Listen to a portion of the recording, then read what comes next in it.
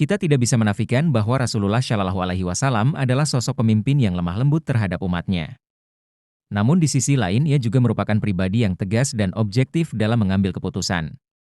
Banyak catatan sejarah yang berbicara soal ini, salah satunya adalah saat Rasulullah merajam pelaku zina yang bernama Maiz bin Malik, dengan tanpa mengurangi belas kasih dalam dirinya.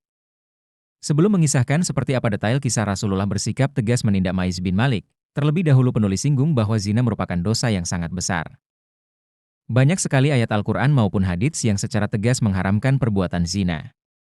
Salah satunya adalah firman Allah Subhanahu wa Ta'ala berikut.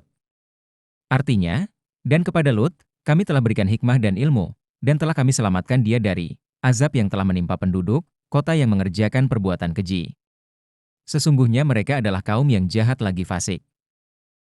Quran Surat Al-Anbiya 21:74. Penggunaan kata al-habaits untuk menyebut perbuatan zina merupakan bukti yang jelas bahwa zina adalah perbuatan keji.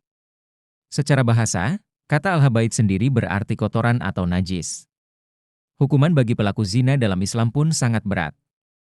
Jika pelakunya sudah memiliki istri, muhsyan, hukumannya dirajam sampai meninggal. Sementara jika pelakunya belum menikah, ghairu muhsyan, hukumannya dicambuk sebanyak 100 kali. Berkaitan ayat di atas, Ibnul Qayyim Al-Jauziyah menjelaskan, alasan mengapa perbuatan zina, termasuk praktik sodomi, pada ayat di atas menggunakan kata al-habaits adalah karena perbuatan tersebut dinilai sebagai dosa yang paling besar di bawah level dosa syirik atau menyekutukan Allah. Dosa syirik merupakan dosa yang tidak terampuni. Ibnul Qayyim melanjutkan, alasan zina mendapat predikat dosa paling besar di bawah perbuatan syirik adalah karena zina dapat merusak hati dan melemahkan keimanan seorang muslim. Jika najis zahir, yang tampak, dapat mengotori tubuh, maka perbuatan zina sebagai najis manawi dapat merusak hati. Muhammad Hamdun Abdullah, Al-Manjahul Akhlaki fil Qur'anil Karim, H249250.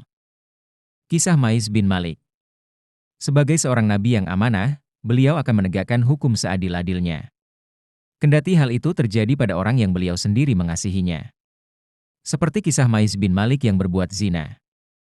Rasulullah sebenarnya tidak begitu tega merajam sahabat yang satu ini, belum lagi karena keberanian dan kejujurannya dengan menyerahkan diri ke Rasulullah atas dosa yang telah dilakukannya. Tapi bagaimanapun, hukum harus ditegakkan. Diriwayatkan dari Buraidah, Maiz bin Malik datang menemui Rasulullah Shallallahu Alaihi Wasallam dan berkata, "Sucikanlah aku wahai Rasulullah." Rasulullah menjawab, "Apa-apaan kamu ini? Pulang dan mintalah ampun serta bertaubat kepada Allah." Maiz pun pergi. Belum lama kemudian dia kembali dan berkata, "Sucikanlah aku wahai Rasulullah." Rasulullah menjawab sebagaimana jawaban yang pertama. Hal itu terjadi berulang-ulang, sampai pada keempat kalinya Rasulullah bertanya, "Dari apa kamu harus aku sucikan?" Maiz menjawab, "Dari dosa zina." Rasulullah pun bertanya kepada sahabat lain yang ada di situ, "Apakah Maiz ini mengidap penyakit gila?" Lalu dijawab bahwa Maiz tidak gila. Beliau bertanya lagi, "Apakah Maiz meminum khamr?" Salah seorang kemudian berdiri untuk mencium bau mulutnya, namun tidak ada bau khamr. Beliau kemudian bertanya kepada Maiz, "Betulkah telah berbuat zina?" Maiz menjawab, "Iya, benar." Kemudian, Rasulullah menyuruh para sahabat untuk ditegakkan hukum rajam terhadap Maiz hingga akhirnya ia meninggal. Pasca kewafatannya, orang-orang terpecah dalam dua pendapat mengenai kesan terhadap Maiz. Sebagian orang mengatakan bahwa Maiz telah celaka akibat dosa yang telah diperbuatnya.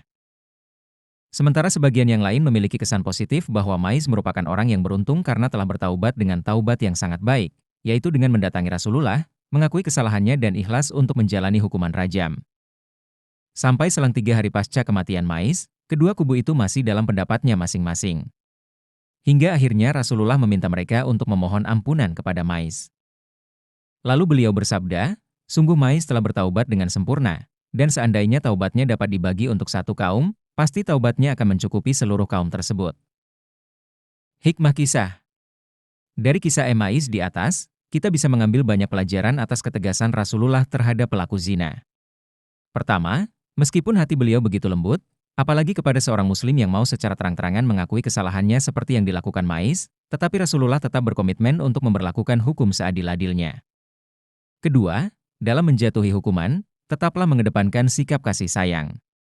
Sebelum Rasulullah menegakkan hukum rajam pada Maiz, Terlebih dulu beliau bertanya kepada para sahabat untuk memastikan bahwa Mais benar atas pengakuannya.